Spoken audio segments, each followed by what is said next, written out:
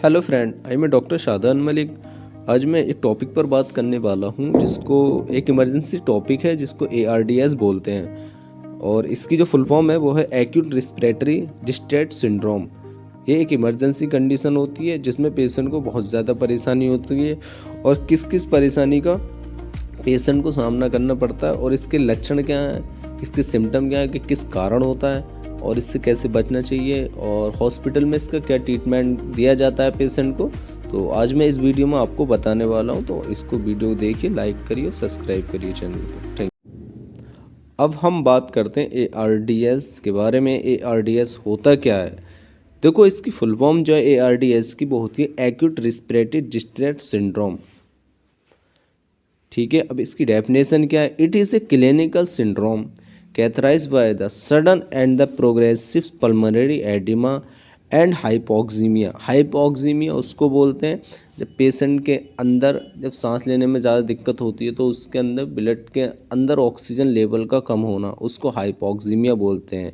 अब ज़्यादा कम हो जाए तो पेशेंट इस कंडीशन में बेहोश भी हो सकता है। पेशेंट का जब सैचुरेशन क्या बोलते हैं 80 से नी डाउन आता है तो पेशेंट को बहुत ज़्यादा प्रॉपर परेशानी होती है जिससे और पार्ट्स में ऑक्सीजन नहीं पहुंच पाता, उसको हाइपोक्सीमिया बोलते हैं। ARDS is a life threatening lungs condition that prevents sufficient oxygen from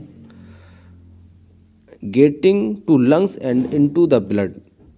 मतलब जो क्या है, जो लंग्स का काम है वो बॉडी को ऑक्सीजन पहुंचाना, और जब बॉडी को ऑक्सीजन नहीं पहुंचेगी तो पेशेंट को बहुत ज़्यादा परेशानियां होंगी। और ARDS होता किस कंडीशन में, इसका रीज़न क्या है? देखो, ARDS सबसे ज़्यादा जो देखा गया है वो बच्चों में ज़्यादा देखा गया है। बच्चों में बहुत ज़्यादा जब बच्चे पैदा हो, छोटे बेबी जो होते हैं उनमें बहुत ज़्यादा देखने को मिला है। और इसको क्या बोलते हैं, इसमें परेशानी क्या क्या होती हैं वो मैं आपको आगे। अब हम बात करते हैं कि ARDS होता किसके कारण है और उसके होने के कारण क्या क्या है।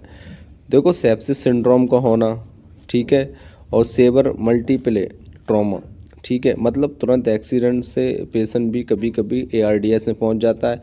एस्पिरेशन के कारण, ठीक है, टॉक्सिक ट्यूमर्स, ठीक है, और इन्हेलेशन के कारण, ड्रग्स ओवरडोज के कारण भी हो सकता है। क्रोनिक स्मोकिंग मतलब लंबे समय से स्मोक करने के कारण भी हो सकता है। और लोकलाइज मतलब क्या बोलते हैं, इन्फेक्शन के कारण भी हो सकता है। और शॉक के कारण भी पेशेंट को ARDS हो सकता है। मेजर सर्जरी के कारण भी पेशेंट को ARDS हो सकता है।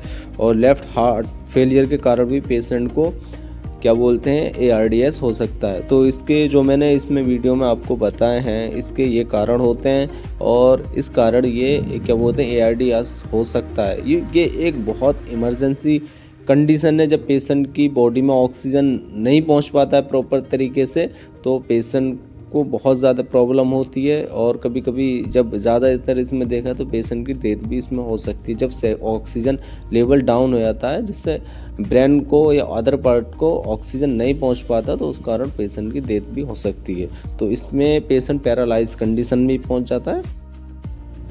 अब हम बात करते हैं कि इसमें साइन ऑफ सिम्टम, मतलब इसके साइन ऑफ सिम्टम लक्षण क्या है इसके, तो उसके बारे में मैं आपको बताना चाहूँ। रैपिड और एक्यूट ऑनसेट ऑफ डिस्पेनिया, ठीक है, टाइकिपेनिया, ट्रैकिकार्डिया हो गया, सेबर हाइपोक्सिया हो गया, ठीक है, stiff lungs, difficult to the ventilate हो गया, शॉर्ट ऑफ द ब्रेथ मतलब सांस लेने में दिक्कत होना, confusion due to lack O2 supply to brain, ठीक है, लो BP का होना, ऑर्गन का फेलियर होना, और क्या बोलते हैं स्टेटिक किलर साउंड का होना। मतलब ये इसके साउंड सिम्टम हैं जो इसमें डॉक्टर देखते हैं और इसको आइडेंटिफाई करते हैं कि पेशेंट को ARDS है।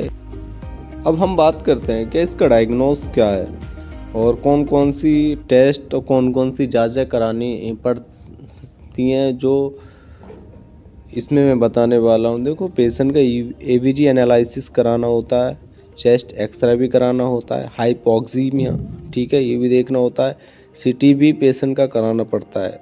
ठीक है। और पल्स ऑक्सीमीटर से देखना भी होता है कि हाँ पेशेंट के अंदर ऑक्सीजन कितना है कितना नहीं है, ठीक है। हाइपोक्सिया से भी ये चेक करना होता है पेशेंट को कहाँ है, और सीटी इसलिए कराना होता है कहीं पेशेंट को।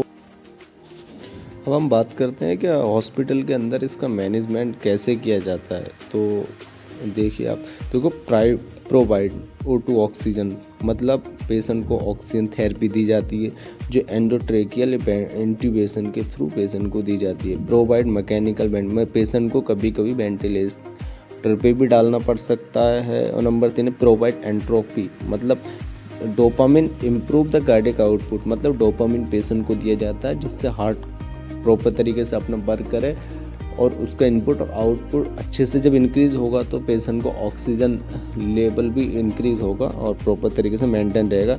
इसमें पेशेंट को एंटीबायोटिक एंटीसेप्टिक मेडिसिनें दी जाती हैं जो इन्फेक्शन से क्या बोलते हैं लड़ने का काम करती हैं, मतलब इन्फेक्शन को ख़त्म करती हैं। ऐसी एंटीबायोटिक और एंटीसेप्टिक्स मेडिसिन हॉस्पिटल के अंदर दी जाती हैं।